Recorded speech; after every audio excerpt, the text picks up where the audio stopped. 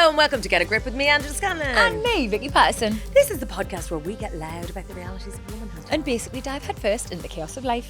So if you're sick of being told to pipe down or calm down, or dare I say it, Get a grip, then you're exactly where you need to be. Grab a drink, pull up your chair, take your... No, sorry, I was going to say take your knickers off. That won't age well. Leave your knickers on, you little slapper. Let's get into it. Easter. You could roll me out of the place. I feel like my teeth have Cavities? socks on them.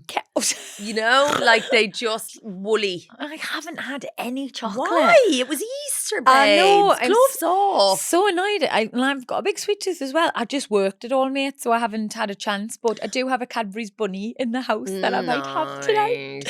So go on, tell me all about your wholesome, lovely weekend. I got a dark chocolate sourdough sea salt Easter egg. Hang on. I was with you until the sourdough.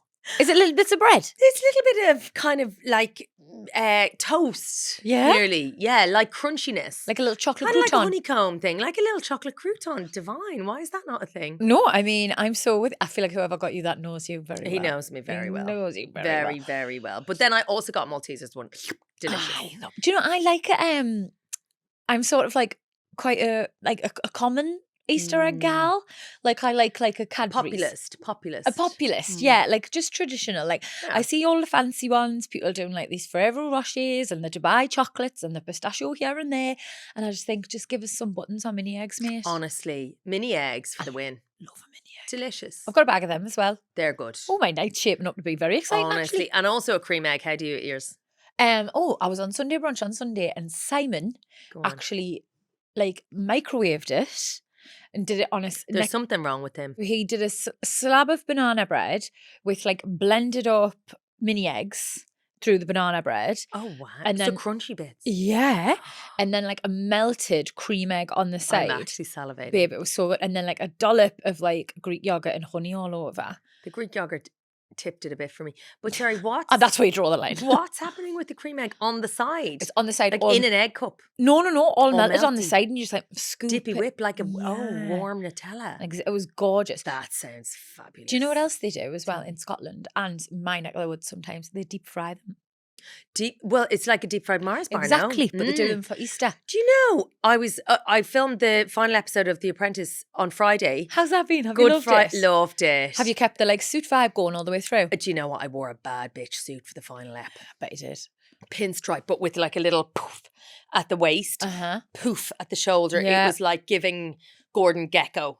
Okay. Yeah, but with a little sheer tight and a slip-on blue shoe, which I don't think he could pull off, to be fair. Not everyone can, Ange. Not everyone can. So that was cool, but also I know the winner, which is to tell everyone. Very difficult. When does everyone find out? So we've got another episode Thursday and then the final next So you Thursday. don't have to hold on to it too long. 2 weeks is a long time when you're chatty Cathy. You don't have to fucking tell me, mate. I know. I remember when I did the jungle, obviously it's top secret. You find out in like the summer, basically you're doing it. And you don't go away till like November. And I remember all the press was like, Vicky Patterson going to the jungle. And Gemma, my agent, was just like, how do they know? And I was like, because I'm telling everyone, man. Because I have told everybody. Had you already signed? Yeah, I'd signed, sealed, delivered. But like, oh my God, no, I get really superstitious. So I think, I don't want to jinx it. I literally almost can't talk about things, which sometimes means that you then haven't processed them properly. No, but there's definitely some merit in that as well, though, Ange. Like, because, you shouldn't talk about things until they happen because until you know how fickle this industry can be. Done and dusted. It's not done until it's done, babe. I know. Work hard in silence, let success be your noise, but I cannot help myself. I just tell everyone everything. Can it help me? It's kind of fun, though, isn't I it? do like cigarettes. I thought you said I do like cigarettes. I was like, I thought we were vaping, babes. No, it's firmly on the vape. Cigarettes. Disgusting. I would never. I've been doing that a bit. So I went to Somerset for Easter. Oh, lovely. I've never been. Is it good? It's so gorgeous. Was there lambs and things? Lambs. Yes. Cows. I like Jerseys, I want to say. Well, they were all white cows. I don't know what breed you'd call them. We went to a place called the Newt, which is... Like a Sunday lunch vibe? No, like it's a hotel. Oh, nice. Gorgeous. Nice. 2 days. I went down early, couple of nights there, and we had a big old Sunday roast in a local little pub like Wambledown, where you could either have beef, lamb, pork. There was a nut roast thingy, and there was one else. What would turkey? Chicken. Oh, No, chicken. Turkey's a random Turkey, a choice bit for this rogue. Yeah, for this time of year. Kind of Christmassy, Yeah. whatever. And you just pick one of them, Yeah. and like the plate is stacked up to there, you know. Oh yeah. But delicious. And then we went home. We were like, oh, went for a little swim, and then sat down to have some picky bits. And they have got a gorgeous farm shop, so we bought posh salami, and we got some celery and did some little crudité. What else did we have? Nice cheese. Gorgeous cheese. Yeah. Gorgeous cheese. Tomato soup, and there was one other thing, macadamia nut butter, which they do there, right? All things we've had before. Anyway, the bubba started getting a bit like that. No. And then her like little face started kind of breaking out. Swelling a bit. And her lips. And it was 8:00 on Easter Sunday evening. Sorry, it's always a Sunday night. Always a Sunday night. And I was like, no. She mentioned her throat, and I thought, no, sorry. Usually I'd be like, Calpol, we'll see you in the morning and check it out. No. You knew. We got in the car. Rube's like pulling on her leggings over her pajamas. It was all like a bit, let's go. Chaotic. Chaos. And then we arrived into, we're seeing amazing Yeovil. Shout out. Big up, Yeovil General. Yeah. But we got in, and like I have this weird thing where I don't quite trust if I'm sick. Like if I go somewhere, I almost think that my face is going to give away that I'm faking all along, even when I'm not, right? It's a bit like when I see police, I think, oh, sorry, it was me. Yeah. What happened? I don't know. A feel of guilt. A feel of guilt. I always get it when I go through the airport security. I'm always like, no, things I have in my bag. Even though there's nothing in my bag apart from maybe like a rogue moisturizer, I always feel like I'm like smuggling bombings. That's what I think. I go to the doctors and they're like, ask me a question, and I think he's trying to trick you. Really, really. And then anyway, I don't know why I called the doctor a he. Sorry about that. And anywho, doctor comes in. We're put into a little cubicle. She suddenly starts brightening up a little bit. Kind of the novelty, I suppose, thankfully, in a way of that like bed, and everyone's been really nice to her. Not that we don't normally, she's 4. But anyway, then the doctor comes in, he's like, so what's cooking? The swelling had at this point started to come down. And so he said, how are you? And she went, no, she didn't. And then the thumbs up. And then like with a big like smile, and then went really quickly, realized, oh no, hang on. And like literally went like that. I was like, oh my God, I didn't put her up to this. Anyway, we kind of signed ourselves out after a dose of Puritan down the hatch. Her eyes are still swollen. We've got to do allergy checks. It was like everyone was a bit freaked out, but thankfully we're okay. You did the right thing though, that you can't mess around with allergies. Like our Mavie is allergic to absolutely everything. Like my sister has to carry like Puritan and an EpiPen and everything now. Because we had a really similar thing. My mum was looking after her, and my mum is the best grandma in the world, but like she's like, I suppose she's like me. She's probably trying to do too many things at once. She's living her life. She was on the phone, and I think Mavie, who is like the most precocious little girl, just like got into a bag of walnuts that were like out on the side for like my Laura for a healthy snack, and she had one, and honestly the veins swelled up, mate. Eyelids like all raised, tree bumps, nuts. it's tree nuts. They went and had her tested for all sorts, and she's allergic to everything, mate. Tree nuts, bark, grass, dog hair, cats, like the list is absolutely endless. And it can be really dangerous. What, like touching grass or eating grass? No, I don't think she can touch it actually, but I think that's sort of like what hay fever is essentially. I suppose. Yeah. Okay. So she's just got all sorts, bless her. Okay. And it can be really scary. So you did the right thing, didn't you? You can't mess around. Because usually I'm like, it'll be unless your head falls off, we plow on. No. But I'm kind of trying to recorrect that, because I'm like that with myself as well. There's somewhere in between, isn't there? Between like, it'll all be all right. Just wait till your leg falls off, and then also like being a hypochondriac going. You don't want to be in A&E every second day. Absolutely not. You'll give the Ben a complex. Exactly. So anyway. She's all right now, though. Sure, she's right as rain. Not a bother. Back on the chocolate. Oh, she was never off the chocolate. Absolutely. And then the other one feasting on it in the toilets, hiding it in little drawers around the place. It's great. She's a woman after my own heart. Yeah. And you were on Sunday brunch. Yeah, honestly. You've had a busy one. And Bake Off. Yes. Okay. I really thought you would fuck Bake Off. I would have fucked it. I would have Yeah. been shit. Yeah. So you just said. Yeah. Where did you get this from? I don't know. I just don't. Is this because of the Strictly thing? No, it's because of your handbag, I think. What? Like, I think baking, so cooking is one thing. It's artistic. It's like, throw it in there, see how it lands. There's a creative element. Yeah, baking is very scientific There's and a science, precise yeah. and like formulaic and systematic. And I don't know why I thought that might not be your shtick. I agree that there's a certain chaotic element to my personality that wouldn't lend itself to the structure of baking naturally. However, I do just throw myself into whatever I do, and I like to try my hardest, and I do like to do the best I can. So I did try my best with the baking. you did. Listen, I had, my friend Candice, Yeah, who did the Bake Off years ago. I love her. I love her. She got a tattoo at Emma Willis's birthday the other day. What of? I was like, what are you talking about? She's absolutely wild. A safety pin with the heart. She came up to me. We're all doing them later. I'm like, I'm going home. Fuck you.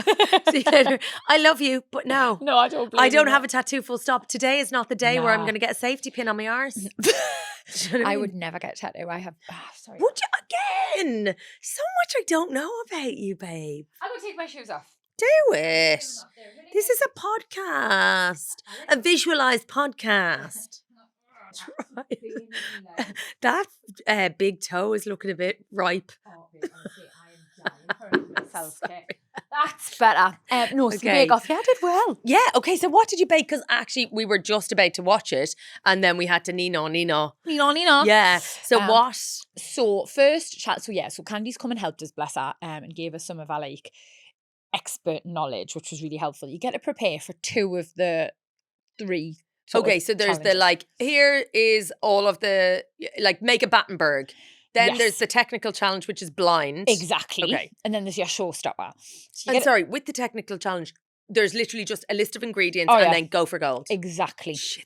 The technical challenge was by far the hardest and the one I dropped the ball on. So first up was what? First up was mini rolls. Cute. Mini Swiss rolls, which were really cute. And I Yeah. decided to use my wedding cake for inspiration. Nice. Raspberry and white chocolate Ooh, with like a little lovely. bit of lemon through the sponge. I was hoping there might be lemon, a Amalfi vibe. There was, babe. Yeah, Yeah, it was lovely. lovely. So I did that. I did let myself down a little bit because there wasn't enough roll on me Swiss. What's what? Do you know how it's got to almost be like a spiral down Yeah. the side? Mine just looked more like a cat's bum hole. I know. What, like it was too tight or too gapey? Too gapey. Too gapey, Is yeah. a cat's bum hole gapey? It's just one, like, it was more like one distinct hole rather than like a proper swirl. I see. Okay, Yeah. so the actual roll wasn't long enough maybe when you started. No, do you know what it was? I'm an There expert at everything I haven't done. It's my toxic trait. There just wasn't enough roll on it, mate. You've got to really roll it, and mine sort of started to unravel. But it's Okay. it's quite a hard discipline to master. But the flavours were there, and they seemed to be impressed. So that went really well.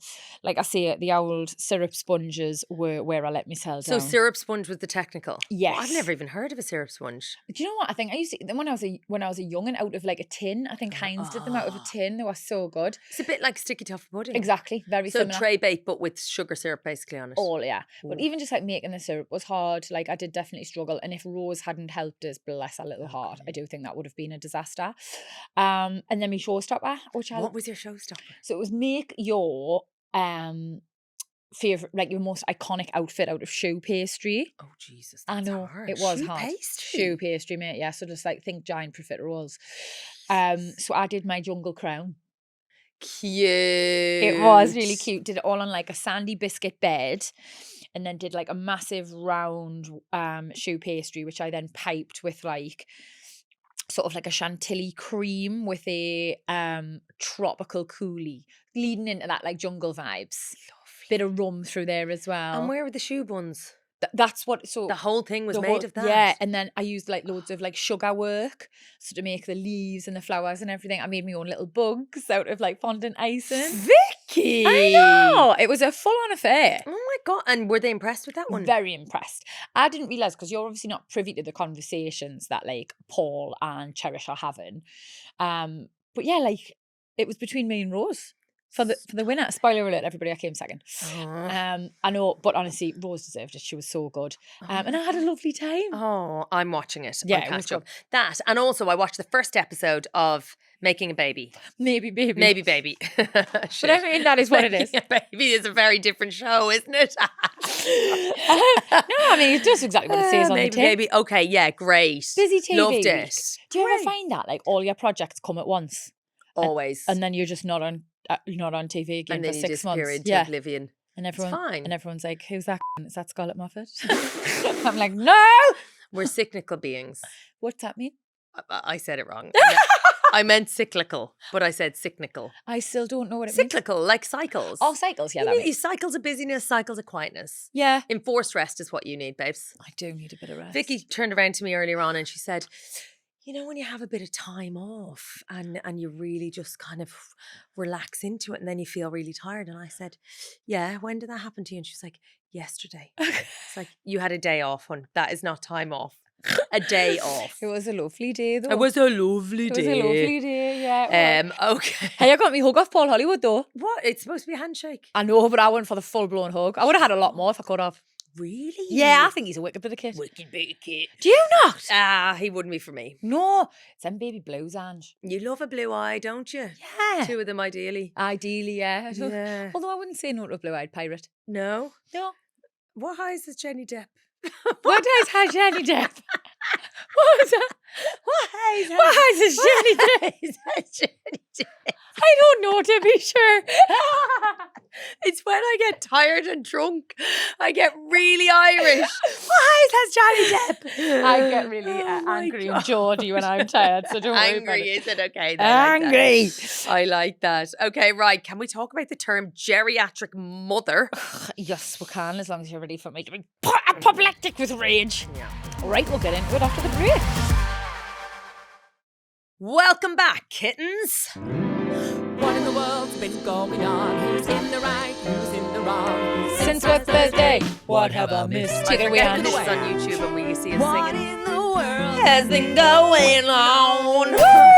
Woo! Gorgy. There's loads been going on. So much. So much stuff. So much. Now, I know we talked about Sienna Miller, didn't we?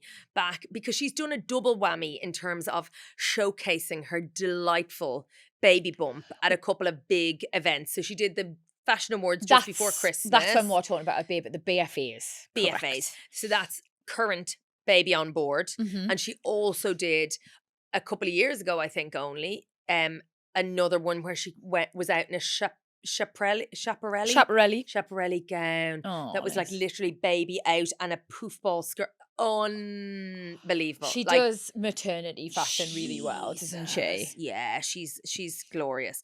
Anyway, she has been talking about normalizing pregnancy after 40. Good for her. Yeah, because she's having her third baby, right? And she's how old- 44. 44. You see, honestly, she's a bit ageless and timeless for me. She honestly is. Well, she was 30 when she had her first baby. And then she had one a couple of years ago, 42, which again was like controversial. And 44. And she's just kind of kicking back because she's being asked, or there's being questions asked around why. You know, why now? You've already got a baby and you're having another one. Like, you're old. Stop it. And she's like, go. Like, no. Our lads are siring, as we well know, into their 80s. They and are. there's not really, you know, anything said. Any pushback, any judgment. I mean, that's the classic double standard though, isn't it? Yeah. I feel like, obviously, given the film we've just made, Vicky Patterson, Maybe Baby, I've been looking into fertility quite a lot. Yeah. And outside of that as well, just that's the stage I'm at in life, you know, Mhm. we're deciding whether to have a baby or not. And if anybody watched the show, you will know that me and Nick have decided to try for a baby. But what is really... So sorry, is that happening right now? Well, no, right now I'm sitting with you, mate. Oh, yeah, okay. Okay, but like we're in that mode now. We're going to start trying, yeah. Okay. Obviously, it's been a really stressful couple of weeks with Max and everything, so we Yeah. haven't exactly been like In it. swinging from the chandeliers. Yeah. But as of now, yeah, that's the space we're in. Mhm. I've bought ovulation sticks. I'm very excited. Oh my God. Yes! When you get the little smile after a good whittle, you're in Is it? business. Nice feeling. Lovely. Can't wait. Lovely. But yeah, so Witness. obviously we are balls deep. Please excuse Oh God, the term. no. in this process myself. And what I have discovered is a lot of the misogynistic language around women who choose to have children later in life. For example, the term geriatric pregnancy. Hello. I was a geriatric How pregnancy. old were you? So my first, I was pregnant at 35 and the second 39. Yeah. And so I was already geriatric in my first pregnancy. Which is wild because to me, a woman at 35 is an absolute prime. Absolute prime. Well, technically the term geriatric pregnancy or geriatric mother has been changed to advanced maternal age, an AMA. Oh, she's an AMA, that one. It still feels bitchy. It does. Like geriatric, like obviously conjures up images of Well, yeah, like a Zimmer frame pushing out a baby. like your poor little eggs just going to bingo and using their Zimmer frame and that. But like I think AMA, is that what we're saying? Yeah. I still think advanced maternal age. I still think that's unnecessary, you know? And like, as we've been proven time and time again, like women can have children like later in life. They can conceive naturally and have healthy pregnancies, like well into their 40s and 50s. I guess from a medical perspective, there are maybe more risks associated after a certain point. So they've got to like, you know, give it a name. Yeah. I guess. But it's quite rude.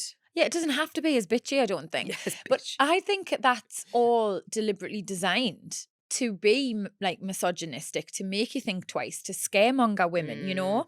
Like if they called it something lovely, like you'd be like, oh, well, it's absolutely fine to do it and I will do it whenever. It gives you that autonomy. It gives you that control. It allows you to think, well, I will have a child in my 40s because obviously it's fine. But if they call it something that has negative connotations. Well, and it does. It makes it sound like almost you've made the irresponsible choice. I'm right. I see. Geriatric mother. But I do think it's also worth noting, like, so one of my really good friends had her first baby at 45. Yeah. And she tried for 20 years to have a baby. Jesus Christ, Ange. Multiple miscarriages, like God. a real, you know, many rounds of IVF, natural pregnancies that didn't go to term, like 20 years. Yeah. And she remembers people just being like, oh, like as in, oh, you're in your 40s, you waited too late. She's like, I have been trying and failing for 15 years to have a baby. So by the time she came around, she was like, it was her last kind of try, but she still faced the presumptions that she had put her work ahead of her child rearing. And so painful. Like nobody is aware of anybody's journey to get to that point, you know? And I think people are it's maybe changing a little bit, but that sensitivity or lack thereof, even socially within families. Go on, when are you going to get going? Yeah. When do you start? And what's happening? It can be very painful when you're right in it and you're trying and you're acutely aware that for whatever reason, that month rolls around and you're reminded that it hasn't worked. To then be faced by people, you know, not goading. Often it's well-wishing, people willing you on. But it's so misguided. And sometimes. it's a very, very tender time for loads of different reasons. And I think it's just... There's so much problematic language surrounding sort of pregnancy and fertility. And like, as most women will attest, I don't think their fertility journeys are linear. For a lot of people, it's complicated. There's disappointment. There's heartbreak in some circumstances, you know. And what I desperately think the topic needs in general is more sunlight and candor and understanding and ultimately less judgment. And like, for me, I feel like this idea that a woman who chooses to have a child later in life, you know, or happens to have a child later in life is in some way irresponsible or selfish, I think that is a really dangerous narrative. So for me, when I was in my like 20s and early 30s, I was a really selfish person. And I can say that with me full chest and actually feel no sort of shame about it because that's when you're meant to be selfish. You're meant to be like pursuing your career and kissing. Doing your thing. Yeah. Letting loose. Kissing the wrong boys, traveling the world, trying things, making bad style decisions, whatever it is. That's when you're meant to be doing it, right? And I wouldn't have been a very good mum then. That's my own personal like subjective like opinion. There are plenty women who've had this burning desire to be mothers from when they were a very young age, and if having a baby in your 20s was something you wanted, then that's great, you know. But for me, I know that now, as I approach my 40s, this is when I will make a good mum. And I think like to shame women for whatever their choices are, whether that's having a child in their 20s or having a child in their 40s, I just feel like it's an outdated rhetoric, and I think it's irresponsible. Women shouldn't be controlled. We've got medical advancements for a reason. We can freeze our eggs, we can have IVF, we can use a surrogate, we can adopt. There are so many options out there that we shouldn't feel shame for anything we choose. But unless this language changes, unless the ideas that people have and the discourse around it changes, ultimately the judgment won't go away. So I think good for Sienna Miller, mate, for speaking up, for being proud of having children in our 40s. I did read an interesting statistic that said more women are having children in their 40s than like women are having babies under 20. Yes, exactly. And that's like the first time in ever, pretty much. And that to me is a really exciting statistic. It says to me, lasses are going to uni. They are travelling. They're trying a couple of jobs. They're kissing a couple of boys. They're not just settling down with like Dave from round the corner because they're in fear of geriatric pregnancy or whatever, or missing that chance. Or they're afraid there's nothing past the, border. They are instead living a life that they deserve to live. And that is something that I think should be celebrated rather than met with criticism and judgment. And it's interesting because I do think that stage of life, and look, you will always be met with that there's never a right time to have a baby. And I think that's probably true. It can absolutely be true. You know, but there can be a right time for you to have one. Yeah. Do you know what I mean? Yeah. As in your life. In yourself. And it's interesting because Sienna says she felt like she was, missing out on things because I guess a lot of your peers at that stage are not doing that maybe. And now she's like, I'm happy. She's in bed at 9 o'clock with a cup of tea. I'm literally living the dream. Yeah. And so actually you can, and that she just doesn't care what people think anymore. Yeah. She's at a point in her career where she's not having to like chase, where she's not frantically hoping that the next thing is the last thing, or like freaking out that the next thing might be the last thing if she doesn't keep going. What's the word? She's really grounded. No, where you're complete, but not that.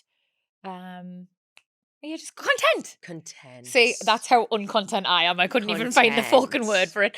Yeah, she's just really content. And that's really, again, Ange, harking back to my 20s, I don't know about you, but I was like doing Jaeger bombs and slut dropping in clubs. Like, I could not have been having... a wreck. Yeah, I could not have had the old fucking baby carrier on me front, swanning around Bijou.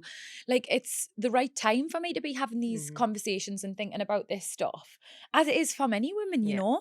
I mean, I still think we should be really careful about saying that you need to be not nutty when you have a baby, because I felt really quite nutty. Still not, but then are you after I had one? Oh, yeah. You know? So I think this idea that you're going to reach a place of contentment and, be financially stable as well as emotionally stable and then enter le bébé.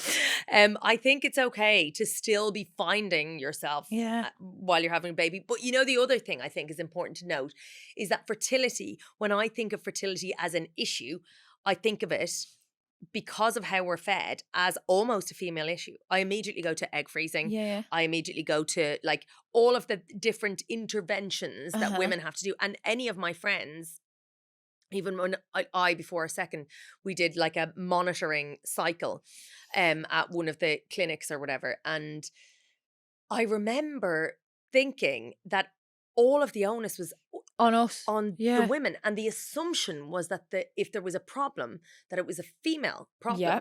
Whereas actually, I think there's as much chance that there's fragmented sperm, or that there's any number of problems with the guy's contribution to the event as there are with absolutely, the women. mate. And like they are finally shedding, like putting a bit of sunlight on that now. And like so much of like the child's, your unborn baby's health is attributed to sperm quality. Yeah. I did like a at-home hormone and fertility test. Right. And so what, like wee on a 6, send it away? No, blood. Pinprick. Pinprick. I saw this. Yeah. Blood. And Erkan spilt it. Oh, he's a right I wanted to literally go around and slap him. Babe, I swear to We God, we don't condone that. So anyway, yeah, so we did that, and I then had like a follow-up one-to-one with the Right. woman as part of the service. It was And is this specific to fertility, or is this hormone kind of health more generally? So you could have it if you think you've got PMDD, Okay. polycystic ovaries, Yeah. endometriosis. It's really Perimenopause, all of those things probably. absolutely for the Okay. menopause. It's so good. But they also like help you with like prenatal health if you're trying, like if you're doing it to sort of like work out where you are in terms of like starting to try for a baby. So she was like telling me the things I should and shouldn't be doing from 3 months before we start trying. Okay. Yeah. So it's very much like stuff you kind of know, like give up the old vape, like Give up the old vape. give up the old vape. I will listen. Eat like leafy green vegetables, have folic acid. Healthy. Yeah. You sleep, less caffeine, like next, like I think it's 200 milligrams of caffeine a day, whatever it is. Okay. Loads of things. But she was basically like telling us everything, and I was like, this is really fucking tragic. Like, I feel like we're cutting out a lot of fun things here. I'm going to be so miserable. She was like, well, don't worry, because you don't have to do it on your own, because your husband has to do it with you as well. And I was like, this feels really progressive, though, that we're finally in a place where we're acknowledging that actually his contribution means something. It's not all just sacrifice on the woman's part and or blame. Exactly. Because also ownership. because your period comes, it's like, oh, I know. it feels like a very personal failure, even though it's a together thing, the most together thing. It can feel very isolating, and like the failure sits with you, you know. I can honestly really believe it, mate.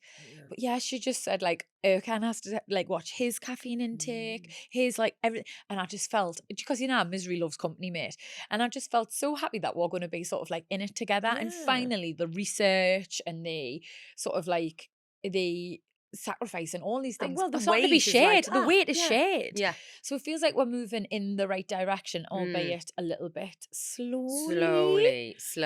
But listen, there's a few bad bitches to follow. Janet Jackson, 49. Love having a baby. it. Hilary Swank, 48.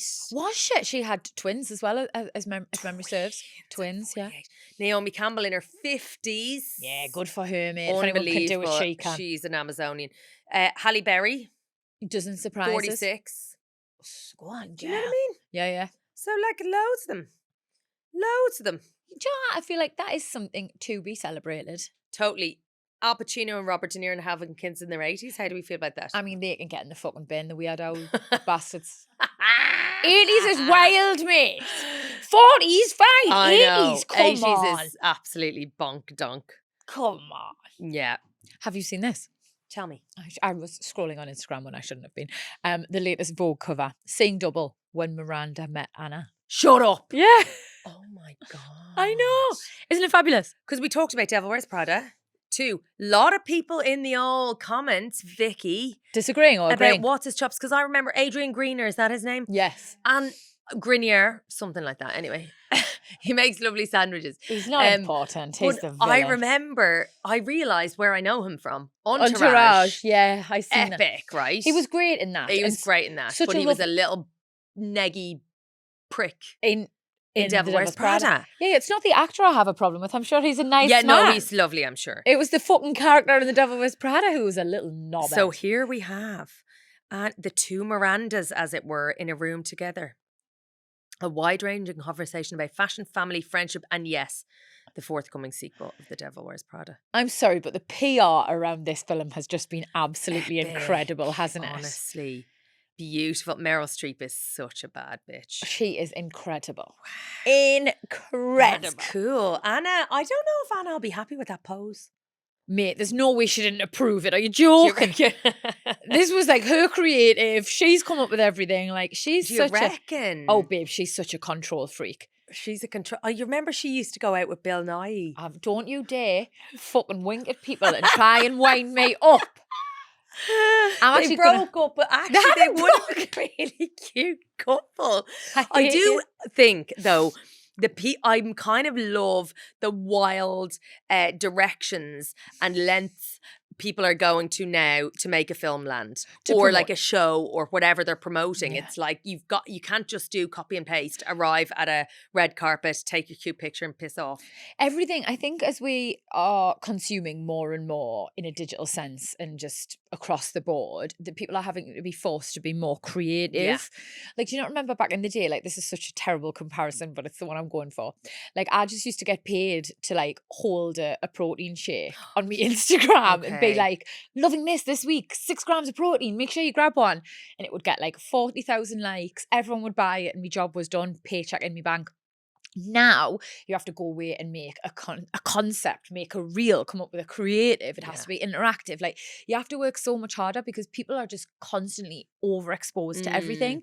And I think the film industry is exactly the same. They have to come up with creative new hooks to keep people interested. The one I hate the most is that you ultimately have to be in some way insinuating you're going out with the person you're acting with. It really gives me the ick. The thing that annoys me the most is when actors try and insinuate if they're in a rom-com. Yeah, showmans. Pammy and what's his chops? Pammy and Liam Neeson. Yes. More recently, Jacob Elordi and Wuthering Heights. Wuthering Heights, yes. Is that not right? Is it still not right? Forever will be Wuthering Heights to me, babes. Okay. I'm here for you. But Jacob Elordi and Margot Robbie, like, is it true that Jacob Elordi is now the creative director of Bottega Veneta? I don't know, but I do know he wears a lot of it. I know he's wearing it in the Google it. Laptop wench. No, Google it. I do not think that's going to go down well with HR. Laptop wench. Tell me, is Jacob Elordi? Fuck. Elordi. Okay, do you know, on that note, I think, so in a way, sometimes flipping it the exact opposite way. So this, you know, Anna and Meryl, it's quite extra now. Cover of American Vogue together, right? Iconic, polished, job done. The new Zendaya, Robert Pattinson film, the cover for that looks so lo-fi. It's like a little Polaroid picture. Yeah. And that is quite, like, that jumped out at me on a bus stop because it feels candid. It stood out. It's the opposite end of the spectrum, isn't it? It Yeah. stood out for being something different. They've done the exact opposite of what I said annoyed us as well. I feel like they've really played into this, like, we have loving partners. She's just got married to Tom Holland. He is with Suki Waterhouse. Yeah. We're in very healthy, happy, like, normal relationships. So we're just going to be proper mates on the red carpet. And I've seen them like high-fiving each other and stuff. So and cute. it's refreshing. Yeah. And I think, like, I'm happy to watch a film where you aren't really in love. Like, because acting, that's the whole point. Isn't that your job? Yeah, I don't like it when they insult our intelligence, I don't think, and try and trick us. I don't like to be tricked. But do you think they're trying to trick us, or do you think they're trying to actually create, get attention in the attention economy? So it's actually less about trying to deceive their viewers, customers, whatever, followers, and more trying to, like, short circuit that kind of billboard moment. It could be a mixture of both, mate, but honestly, I do feel deceived. Either way we see you. I see, yeah, either way. Yeah. The jig is fucking up, bitches. It is up, Liam. It's up. Okay. If you've spotted a story that you think we need to hear about, whether it's headline, hot takes, or heated debates, please get in touch. Yes, we want this podcast. Oh, I love a scalp massage. I was just going to say, your hair looks nice. Thanks, hon. You want? I do love a scalp massage. Literally my And favourite thing in life. Your messaging is all over the place. Oh, no. It's so conflicted. Don't touch me. I don't like to be touched, but fucking do me feet, touch me feet. Yeah. Fucking fiddle with me head. Honestly. Like, you just don't like me holding your hand. Fiddle. I do. And everyone commented on our lovely reel recently. Did you see that? I feel like they were all trolling me. They're like, haha, Big Red's holding Vicky's hand. They finally wore her down. When did you let me hold your hand? When we did that. There is my baby Pablo Escobar. That one. I wore you down, bitch. You wore me down. But I like intentional, like, contact. Anyway, yeah, podcast, Get a Grip. Contact us. Hello at getagriplove.com. Instagram at getagriplove. And the WhatsApp is 07457 411037. We'll be back every Thursday, so please hit that lovely follow button so you don't ever miss an ep. And we've had another lovely 5-star review / comment type thing. So this is from Nick. Okay. It says, this pod is as healing as time with your besties. I really appreciated the body positivity episode, and it feels really authentic when you chat about it. Thank you for representing women so beautifully. Nick, that's very nice. You. Thank you, Nick. Go leave us a good review. They really do matter, and we read them all. We are that sad. Remember, though, if you're giving us a review, it is 5 5 stars stars or or fuck fuck off. off. Love you. Bye, bitches.